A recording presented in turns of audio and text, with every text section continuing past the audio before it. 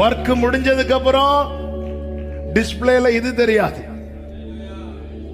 இதுதான் தெரியும். மறைத்து வைத்து உருவாக்குறார். தீங்கு நாளிலே கூடார ஒளித்து வைத்தீரே உம் வேளைக்கா. சொல்லுங்க, கண்மலை மேல் கண்மலை மேல்